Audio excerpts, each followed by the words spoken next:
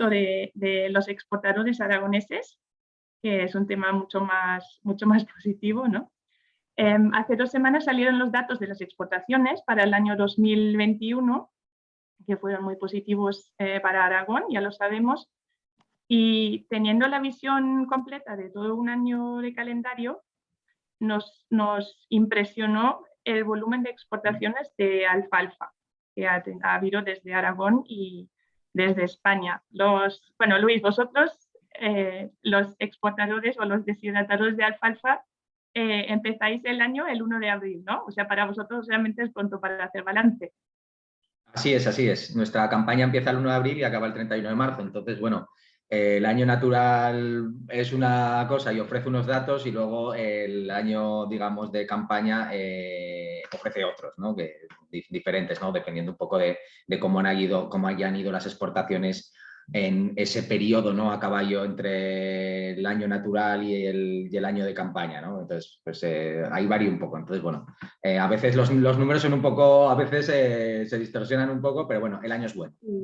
Bueno, Luis Machín es el director de la Asociación Española de Fabricantes de Alfalfa Deshidratada, AEFA.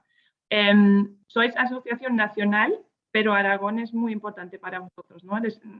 Tenéis vuestra sede aquí en Zaragoza, de hecho. Sí, así ¿Qué porcentaje es más o menos de vuestra producción? El 55% de la producción española se hace aquí en Aragón, ¿vale? Especialmente en la Bahía del Ebro, la zona también de Monegros y sobre todo eso, luego también en la zona del Cinca, con Monzón, Binefar y demás, ¿no?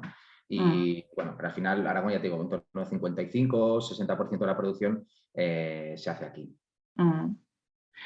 Y vosotros, bueno, yo me acuerdo que hablamos contigo en mayo en otro webinar y estabas muy preocupado, ¿no? Porque vosotros estabais viendo que los fletes estaban subiendo cada vez más, que faltaban contenedores, muchos problemas se estaban acumulando y tú lo veías muy complicado para esta temporada. Y sin embargo, ahora viendo los números de 2021, España ha exportado 600.000 toneladas de alfalfa más que el año anterior, que tampoco fue un año malo. ¿Qué ha pasado para este cambio de tendencia tan fuerte? Han pasado dos cosas. Una, nuestro producto es muy sensible al precio de los fletes, sí. Pero luego, por otro lado, la demanda internacional ha subido exponencialmente. Entonces, el cliente internacional ha estado dispuesto a pagar lo que hemos intentado repercutir. Sí que es cierto que al principio de la campaña hemos tenido nosotros que asumir más, ¿no? Las industrias hemos tenido que asumir un poquito más ese coste de los fletes, esa subida de fletes, pero ahora ya el cliente internacional cada vez lo está asumiendo más, porque las alternativas de alimento, que puede ser a la alfalfa, como podría ser otro tipo de materias primas o commodities, pues realmente todos sabéis, ¿no?, cómo ha ido el precio cómo está el precio del cereal, cómo está el precio del maíz durante el año. Entonces, claro, en cuanto los precios de aquello empezaban a subir, pues la gente podía pagar más, ¿no?, el precio de la alfalfa, los incrementos de los fletes. Más o menos hemos logrado capearlos y bueno, y luego también hay algún pequeño matiz de algún producto diferente, un poco que se ha hecho, que sale dentro de esos códigos TARIC, que no es forraje, pero que parece que sale un poco por esos códigos TARIC que desvirtúa un poco los datos, ¿no? Pero bueno, la verdad es que la demanda internacional muy fuerte y podemos decir que prácticamente todo lo que se ha producido en esta campaña se ha vendido a 2 meses de acabar la campaña. Ya prácticamente estamos con stock cero en casi todas las industrias. Sí, tenéis los almacenes prácticamente vacíos, ¿no? Me dijiste. Como a mí mis asociados me dicen que como nunca en la vida, o sea, que como nunca en la vida, que ahora mismo ha sido un año de locura, y la sensación de que el año que viene, con todos los problemas que hay, que son múltiples, también tiene pinta de que la demanda va a seguir siendo fuerte. Sí, sí. Bueno, eso está muy bien. Sí, bueno. Hablando de mercados más concretos, vosotros lleváis 7 años trabajando en el mercado chino. En el año 2015 ya se permitió la importación a China de alfalfa desde España, ¿no? Y se homologó poco a poco a las diferentes industrias. ¿Os ha costado? O sea, al principio ha sido muy complicado entrar en ese mercado, pero ahora os va muy bien, ¿no? Los resultados son muy buenos. ¿Con qué dificultades os habéis encontrado allí? Pues a nosotros nuestra principal dificultad ha sido la fuerte presencia del producto norteamericano, ¿no? Entonces, el producto norteamericano y el nuestro no son dos productos iguales. Es decir, nosotros hacemos un sistema de secado con una maquinaria, con un trommel, y el producto americano es un sistema de secado al sol, ¿no? Digamos, la alfalfa la tiene 7 días en el campo, nosotros la tenemos solo 2, luego la pasamos por el trommel, la quitamos la humedad y ahí logramos un producto que tiene unas ventajas por un lado, pero por otro lado tiene un aspecto diferente, ¿no? Entonces, el cliente chino estaba acostumbrado a un producto americano que tiene una fibra un poquito más larga, la hoja un poco más entera y demás. Y entonces nos ha costado bastante el hacerles ver, primero el enseñarles cómo usarlo y luego el hacerles ver que las producciones son similares o iguales, ¿no? Si valoramos también un poco que nuestro precio es un poquito más bajo que el americano, digamos que nuestra producción por euro es mayor, ¿no? Entonces, a base de acciones en el mercado que hemos llevado nutrólogos españoles que les han enseñado cómo se mezcla, porque lo nuestro dentro del carro mezclador tiene que estar menos tiempo que la alfalfa americana, si está más tiempo pues se destroza todavía un poquito más. Entonces, una serie de cosas, ayudarles a hacer la mezcla. Hemos hecho 3 o 4 estudios del impacto de la alimentación con alfalfa deshidratada en vacas con universidades chinas y poco a poco toda esa labor, aparte de una labor de promoción y comunicación bastante fuerte que hemos tenido, hemos colaborado yo creo que empezamos con AREC, de hecho, si no recuerdo mal, hace muchos años, ahora ya estamos un poquito también con ICEX y la verdad es que ha dado bastantes buenos resultados, teniendo en cuenta que el mercado chino también es un poco, bueno, pues dependiendo, ¿no? Un poco cómo van, pero sí que es cierto que parece ahora que tenemos las exportaciones chinas bastante relativamente afianzadas, siendo que algo afianzado en chino, la palabra afianzar en chino no existe realmente, ¿sabes? Pero bueno. Y menos en estos tiempos, ¿no? Más o menos parece que estamos en buena línea, vamos a dejarlo ahí. Sí. Bueno, o sea que habéis hecho un trabajo de promoción, pero también mucho de formación, ¿no? De educación realmente para explicar vuestro producto. Así es. Nosotros desde la asociación dividimos nuestra promoción en digamos, tres partes, digamos, un poco del mundo. Intentar buscar nuevos mercados, ¿no? Por un lado, que sería, por ejemplo, sudeste asiático y demás, no sé si luego hablaremos de ello. Los países de Asia donde ya el producto americano, del lejano oriente, donde el producto americano está muy, muy establecido, como son China, Japón y Corea del Sur, donde denominamos pedagogía, ¿no? Es decir, explicarles mucho todo, llevar a nutrólogos, traer a gente aquí para que vean granjas y demás. Y luego los países de Oriente Medio, donde el producto está súper afianzado, donde ya la presencia es más bien de fidelización, ¿no? De estar presentes en ferias, pero ya no hacer esa labor de pedagogía porque ya saben perfectamente cómo usar nuestro producto, ¿no? Entonces, dividimos un poco nuestras acciones en eso, ¿no? Entonces, cada mercado tiene un poco digamos, su acción concreta, ¿no? Sí, sí, sí. Vuestro primer mercado fue Emiratos Árabes, ¿no? Bueno, y sigue siendo el mercado más fuerte. No es un país que si yo pienso en Emiratos no pienso en granjas, ¿eh? Pero se ve que hay granjas muy, muy grandes, ¿no? Muy, muy grandes. De vacas. Sí, sí. Sí. En su momento, los compradores de Emiratos prácticamente os vinieron a vosotros, ¿no? Buscando el producto y comprando muchísimo. He visto que ahora el año pasado estuvisteis o vendisteis en 69 países de todo el mundo. Eso fue una estrategia vuestra, bueno, ya lo has explicado un poco, ¿no? Pero se ve que las empresas han hecho un trabajo muy bueno, ¿no? Muy fuerte en diversificar mercados. Sí, así es.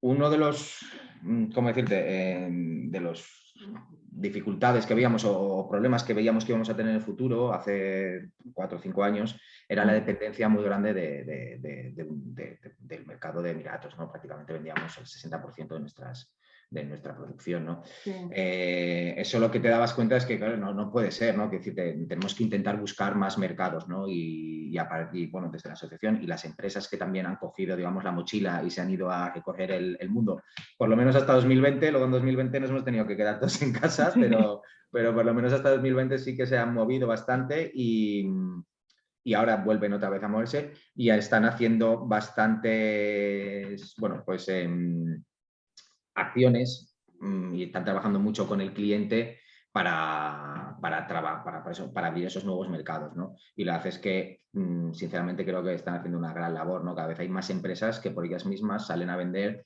porque como bien dices, en el 2010 o así, cuando vinieron Emiratos Árabes aquí, o 2012 a comprarlo todo, pues realmente venían y compraban. No había Sí. no, nosotros no íbamos a vender, ¿no? Era un Venían y Xbox, compraban. ¿no? Sí, sí, sí, sí. Sí. Y bueno, ellos aquí ahora, de hecho, tienen empresas, ¿no? Directamente para que ellos fabrican lo suyo y luego lo mandan allí, ¿no? Tienen empresas directamente. Hay diferentes países los países sobre todo de Oriente Medio, pues cada país tiene un poco su estrategia, ¿no? Con el tema de la producción, en este caso la producción láctea, que es a lo que se dedica a lo que va destinado a nuestro producto. Cada país tiene su estrategia, ¿no? Emiratos tiene una, por ejemplo, Arabia Saudí, que estamos bastante fuertes ahí, pues tiene otra estrategia diferente a día de hoy, ¿no?